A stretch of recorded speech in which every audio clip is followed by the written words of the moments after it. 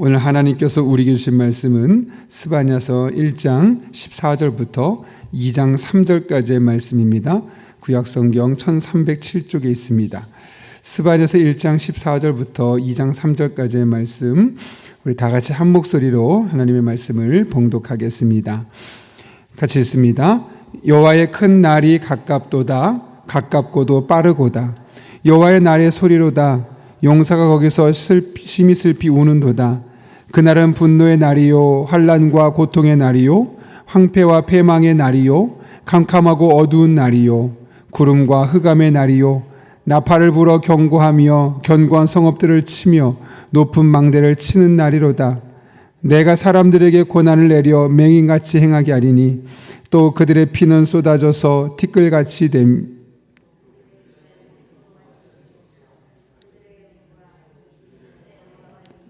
여호와의 분노의 날에 능히 그들을 견디지 못할 것이며 이 온 땅이 여호와의 질투의 불에 삼켜지리니 이는 여호와가 이 땅 모든 주민을 멸절하되 놀랍게 멸절할 것임이라. 수치를 모르는 백성들아 모일지어다 모일지어다. 명령이 실행되어 날이 겨같이 지나가기 전 여호와의 진노가 너에게 내리기 전 여호와의 분노의 날이 너에게 이르기 전에 그리할지어다. 여호와의 규례를 지키는 세상의 모든 겸손한 자들아 너희는 여호와를 찾으며 공의와 겸손을 구하라. 너희가 혹시 여호와의 분노의 날에 숨김을 얻으리라. 아멘.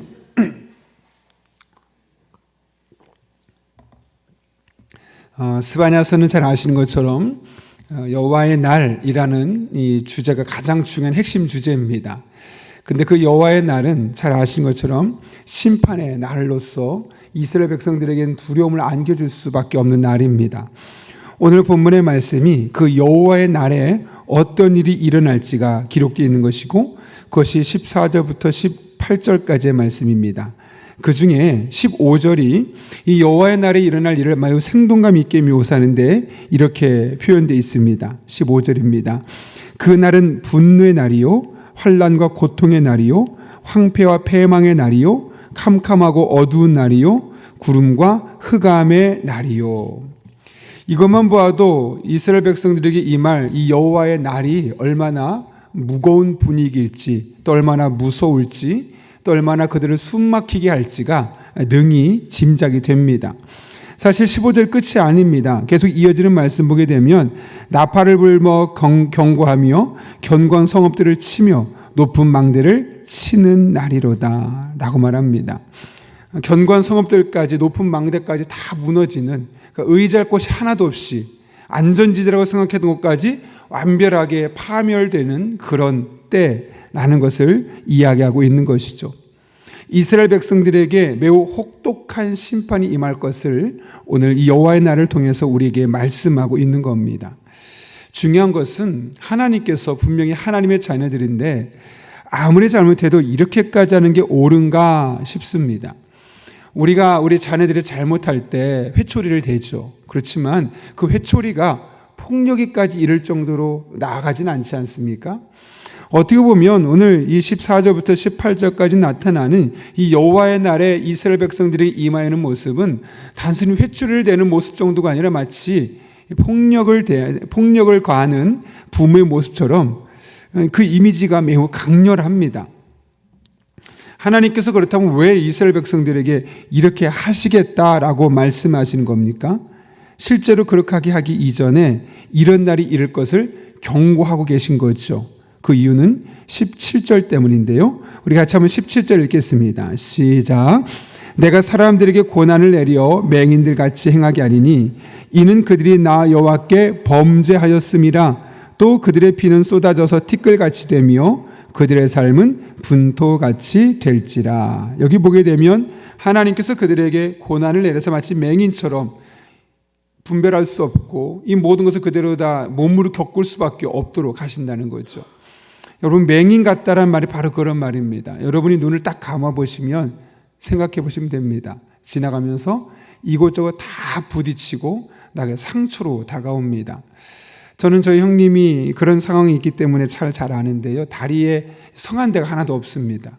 온 곳에 다 부딪히다 보니까 늘 상처가 있고 그것을 어릴 때부터 봐오면서 참 이 앞을 볼 수 없다는 것이 우리들에게 얼마나 불편해 가는지를 능히 짐작하는데, 이스라엘 백성들이 그런 겁니다. 이 심판의 날에, 여호와의 날에 많은 어려움들이 있을 것인데 그것을 온몸으로 다 부딪힐 수밖에 없다는 것이죠. 근데 그 이유가 무엇 때문이냐면 그들이 여호와께 범죄하였기 때문이다 라고 아주 명확하게 이야기합니다.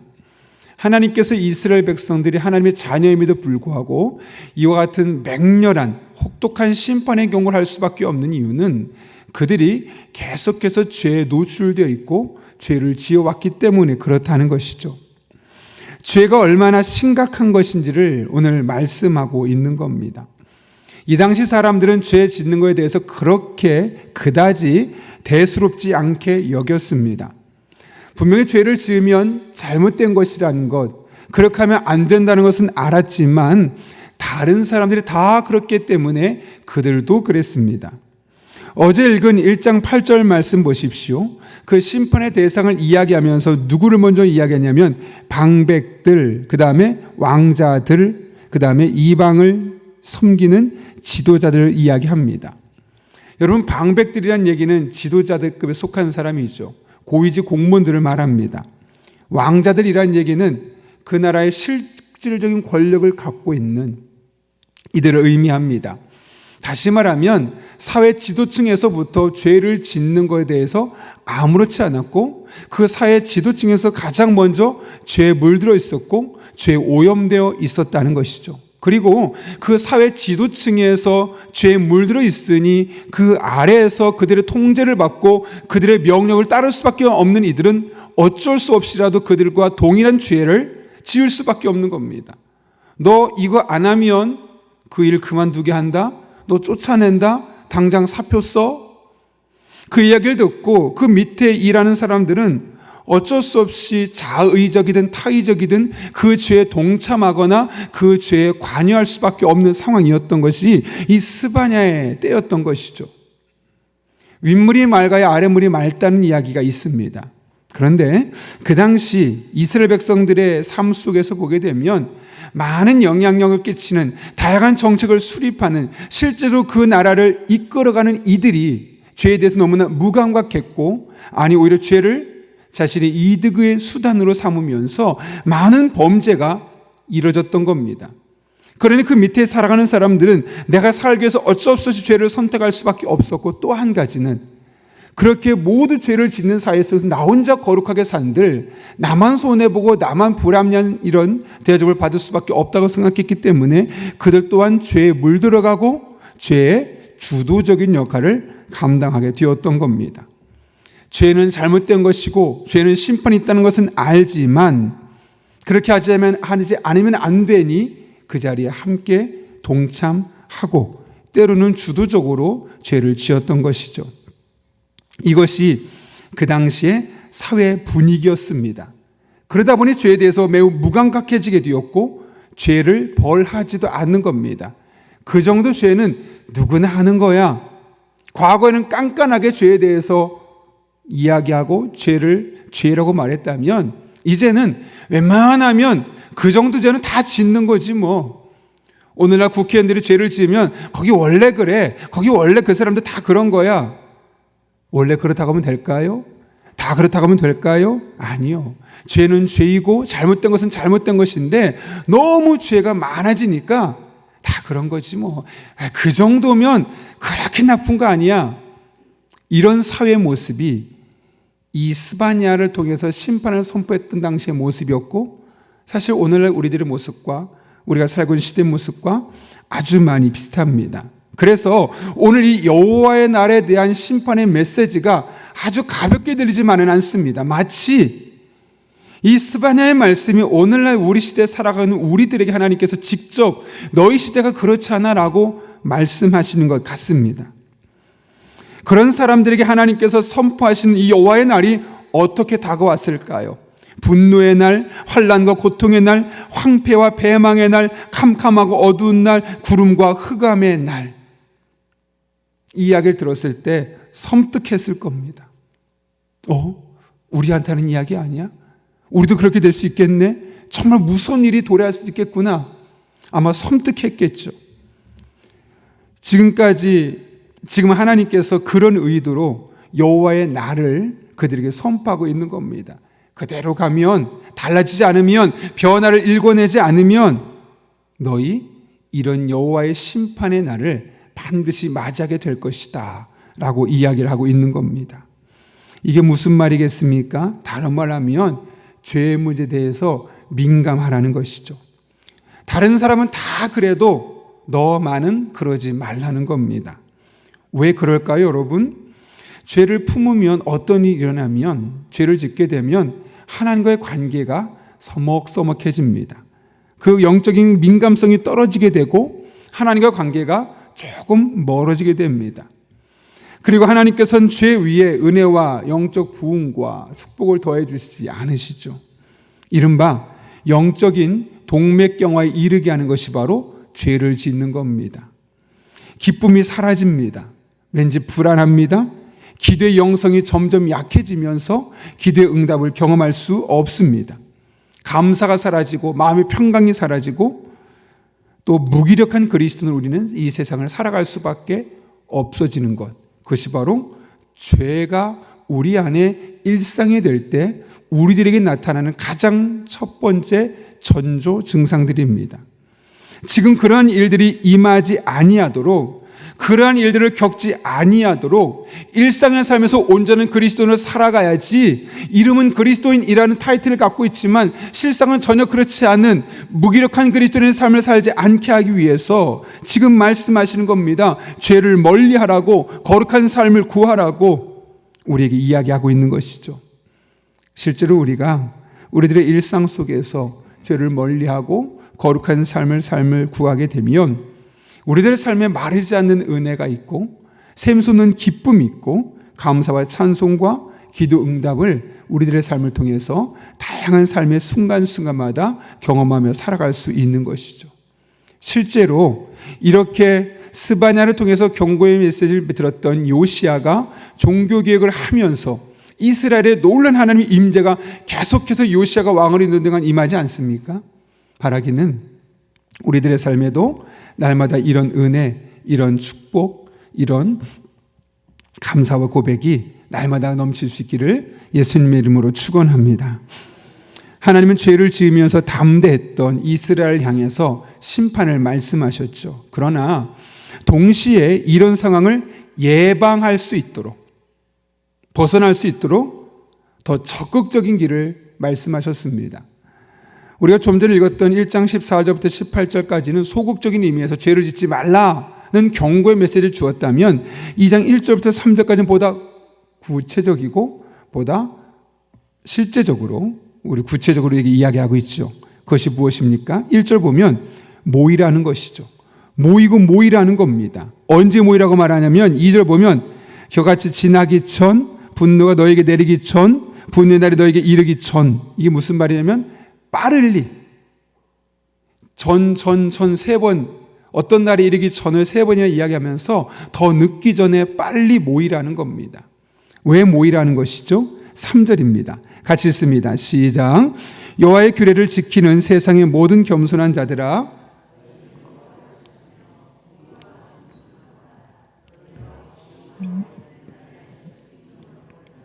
아멘. 여기 보면 여호와를 찾으며라고 말합니다. 여호와를 찾으라는 것이죠. 함께 모여서 여호와를 찾으라. 이 찾으란 단어가 히브리어로 바카시라는 단어를 쓰는데요. 이것은 계속해서 찾다는 겁니다. 간헐적으로 겨우겨우 어쩔 수 없이 의무적으로 찾는 것이 아니라 일상이 되고 삶이 될 정도로 늘 여호와 하나님을 찾는 삶을 찾으라는 것이죠. 왜 여호와를 계속 찾아야 할까요, 여러분? 계속 여호와 하나님을 찾으면 그 여호와 하나님으로 말미암아 나의 삶에 은혜가 흐르게 되어 있고, 그럼 죄를 분별하게 되어 있고, 극복하게 되어 있고, 죄 짓지 아니할 수 있고, 궁극적으로 하나님의 은혜가 우리들의 삶에 날마다 경험될 수 있는 그런 영적인 선순환이 일어나는 겁니다. 그런데 찾지 않는 순간, 아예 찾지 않는 것이 아니라 필요에 의해서만 잠깐 그때 찾게 되면 그 찾지 않는 순간은 우린 하나님의 관계가 소원해질 수밖에 없고 다시 죄에 빠지게 될 수밖에 없으며, 그렇게 죄에 빠지게 되면 또 다른 우리들의 삶의 문제가 영적으로 오히려 악순환이 일어날 수밖에 없는 것이죠. 그래서 여호와를 찾으라라고 말하되 한 번, 두 번 너의 필요해서가 아니라 계속해서 숨 쉴 때 끊임없이 반복적으로 여호와를 찾을 것을 우리에게 말씀하고 있는 것이죠. 여러분, 다윗의 삶을 잘 보십시오. 늘 하나님을 찾고 늘 하나님의 말씀에 귀를 기울이고 하나님과 영적인 교제가 풍성했던 시절에 썼던 것이 다윗의 시편들입니다. 다윗의 시편들을 보면 어떻든가요? 사울의 살해 위협 속에서도 그는 마음이 무너지지 않았습니다. 블레셋 사람들이 미친놈 취급해도 그것에 마음이 흔들리지 않았습니다. 그리고 광야에서 피난생활을 하는 것에 대해서 개의치 않았습니다. 사람들에게 인정받지 못하고 가정에서 부모님께 인정받지 못하고 겨우 양치기 생활하면서도 자신의 삶을 비관하지 않았습니다. 왜요? 하나님과 끈으로 맺어진 상황 속에서는 이런 것들을 다 견뎌낼 수 있는 힘이 그에게 있었기 때문에 그렇죠. 그런데 그런 다윗이 왕이 되고 나서 분주한 일상을 보내면서 하나님과의 관계가 약해지는 순간 어떤 일이 생기냐면 우리야의 아내 밧세바, 성적인 욕망의 노예가 되는 겁니다. 그래서 절대로 하지 말아야 할 일을 그가 범하게 되죠. 더 중요한 것은 그것이 죄라는 사실조차도 인식하지 못하는 겁니다. 자기의 신하 우리야를 죽이고 그의 아내를 자신의 아내를 취하고 나서도 죄라는 감각이 없이 무감각하게 일상을 살아가는 다윗의 모습을 우리는 보았습니다. 하나님과 어떤 관계를 맺느냐에 따라서 똑같은 상황이 전혀 다르게 전개되는 것이죠. 다윗이 그랬다면 우리는 어떻겠습니까? 다르지 않습니다. 하나님과의 영적인 친밀도가 우리의 거룩한 삶과 일상의 삶의 영적인 바로미터 또한 척도가 되는 겁니다. 그런 이야기가 있죠. 바람 피우지 않으려면 아내에게 잘하라, 배우자에게 더 잘하라. 그러니까 바람 피우지 않으려면 바람 피지 않을 거야 라고 말하는 것이 아니라 배우자에게 더 잘하면 자연스럽게 바람 피울 필요가 없다는 겁니다. 마찬가지입니다. 죄 짓지 않으려고 이 나쁜 행동하지 않으려고 하기보다는 늘 하나님과 가까이 하고 하나님과 민감하게 되면 자연스럽게 싫어지게 되어 있고 미워지게 되어 있고 거부하게 되어 있는 것이죠. 바라기는 우리들의 삶이 늘 여호와를 찾고 늘 하나님과 소통하고 그분 안에서 살아갈 때 세상의 것을 거부하고 또 세상의 환경에 노예가 되지 아니하고 또 세상의 이 여러 가지 상황 속에 우리의 감동이 흔들리지 않고 영향받지 아니하고 늘 하나님 안에서 믿음으로 오뚜기처럼 넘어져도 일어서고 다시 일어설 수 있는 그런 복된 성도님 될 수 있기를 예수님의 이름으로 축원합니다. 우리 함께 기도하겠습니다. 거룩하신 아버지 하나님, 오늘 여호와의 날을 통해서 죄가 얼마나 심각한 것인지를 깨닫게 하시고 죄를 멀리하며 살 것을 우리로 하여금 말씀해 주신 은혜를 감사를 드립니다. 한 걸음 나아가서 여호와를 찾되 계속해서 찾는 것이 이 죄를 멀리하고 여호와의 날에 심판받지 않는 것임을 우리에게 알려주신 아버지 하나님, 하나님 앞에서 늘 하나님 앞에 나와서 기도하고 말씀 붙들고 하나님을 의식하며 주신 일상의 삶을 살아갈 때 우리가 죄의 노예가 되지 않게 하시고 상황에 함몰되지 않게 하시고 늘 하나님으로 말미암은 영적인 기쁨과 만족과 감사와 평강을 경험하며 일상의 삶을 잘 이겨낼 수 있는 믿음의 사람들 되게 하여 주옵소서. 이 한날도 그렇게 하실 줄로 믿사오며 예수님의 이름으로 기도하옵나이다. 아멘. 이 시간 주님께서 가르쳐준 기도 함께 하시겠습니다. 하늘에 계신 우리 아버지, 아버지의 이름을 거룩하게 하시며 아버지의 나라가 오게 하시며 아버지의 뜻이 하늘에서와 같이 땅에서도 이루어지게 하소서. 오늘 우리에게 일용할 양식을 주시고 우리가 우리에게 잘못한 사람을 용서해 준 것 같이 우리 죄를 용서하여 주시고 우리를 시험에 빠지지 않게 하시고 악에서 구하소서. 나라와 권능과 영광이 영원히 아버지의 것입니다. 아멘. 우리 이 시간 함께 기도하실 때 오늘 말씀을 붙들고 기도합니다. 우리 한 사람 한 사람 죄악을 멀리하고 죄악을 거부할 수 있는 믿음의 사람들 될 수 있게 달라고, 무엇보다 더욱더 하나님을 찾으며 하나님 앞에 기도하며 예배하며 말씀 붙들고 은혜 안에 머무는 자들 되게 도와주셔서 그 하나님의 은혜가 우리를 통해서 흘러가는 그런 복된 한 날을 살 수 있게 해달라고 기도합니다. 나아가 오늘도 우리가 성령으로 충만케 하여 주셔서 마땅히 기도할 바를 알게 하시고 이를 통해 모든 것을 합력해 선을 이루시는 하나님의 은혜를 경험할 수 있게 하여 주옵소서. 우리의 다음 세대들이 하나님 주시는 꿈과 비전을 갖게 하시고 대학 진로 또 진학 그리고 취업을 준비하는 전 과정에 하나님의 뜻을 구하며 순종하는 삶이 되게 도와주시고 이 모든 것을 순적하게 이끌어 가시는 하나님의 놀라운 은총을 맛보게 하여 주옵소서. 목요 중보기도회 팀이 오늘도 하나님께 모여서 기도할 때 그 기도의 시간이 하나님의 성령의 임재가 강력하게 임하는 시간 되게 도와주시고 그 안에서 많은 기도의 응답에 다가설 수 있는 그런 복된 시간 될 수 있게 달라고, 또 여러분이 가져온 기도 제목과 교회에서 기도해 주실 때 항존직분자 피택자 선거를 위해서 또 주차장 부지 선정을 하는 과정을 위해서 이런 것을 놓고 하나님의 도우심을 구하며 함께 기도하겠습니다. 거룩하신 아버지 하나님, 오늘도 우리를 주님 전에 불러주셔서 한 사람의 예배자로 또 은혜를 삼아하며 믿음의 길을 걷는 영적인 구도자로 세워주신 은혜를 감사를 드립니다. 하나님과의 관계를 찾고 더 깊은 관계를 맺기 위하여 늘 애쓰고 수고하고 고민하고 일상의 삶에서 하나님과 함께 호흡하는 일상을 살아가는 우리 성도님들 되게 하여 주옵소서. 하나님 아버지, 그렇게 하나님과 동행하는 삶을 살아갈 때 이로 말미암아 우리들의 삶의 순간순간마다 다양한 삶의 위협이 다가간다 할지라도 결코 두려워하지 않게 하시고 세상 그 누구도 줄 수 없는, 세상 그 무엇도 줄 수 없는 영적인 평강과 안녕을 경험하게 도와주시고 하나님과 함께 일상의 삶에서 영광 올려드릴 수 있도록 주님 인도하여 주옵소서.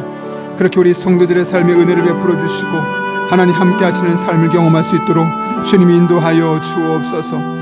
아버지, 오늘도 성령으로 충만하기를 원합니다. 우리가 오늘도 성령 충만한 가운데 기도할 때 본능대로 기도하지 않게 하시고 마음의 소원을 따르 기도하지 않게 하시고 가장 먼저 하나님의 뜻을 따라 하나님 뜻을 구하며 지혜를 구하며 인도하심을 구하며 나아갈 때 마땅히 기도할 바를 알게 하여 주옵소서. 생각나게 하시고 깨달아지게 하시고 실제로 그렇게 기도하며 나갈 때 조금 더 기도 응답이 가까워지는 복된 한 날 되게 하여 주옵소서. 그리고 머지않은 시점에 하나님의 은혜였습니다, 하나님이 하셨습니다, 우리들의 입술로 간증하고 하나님 아버지 앞에 영광 올려드릴 수 있는 그런 믿음의 사람들 될 수 있도록 주님 인도하여 주옵소서. 하나님 아버지, 우리들의 연약함이 있습니다. 우리들의 안에 부족함이 있습니다. 은혜 아니면 살아갈 수 없는 무기력한 존재들임을 이 시간 다시 한번 고백합니다. 우리 성도 한 사람 한 사람을 붙잡아 주시고 어루만져 주시고 오늘도 하나님과 함께 동행하며 주신 일상의 삶에서 믿음으로 잘 살아갈 수 있도록 하나님 그들의 마음을 어루만져 주옵소서.